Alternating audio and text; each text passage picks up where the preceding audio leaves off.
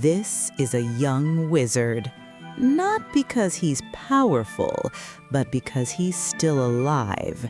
Every morning he brews magical tea, not to gain wisdom, just to survive his own spills. That tiny dragon? Yeah, it's his familiar. Cup-sized, fire-breathing, and emotionally unstable. The books behind him? Ancient knowledge, forbidden magic, and at least 3 recipes that end in explosions. As for the moving armor, former knight, now part-time security system.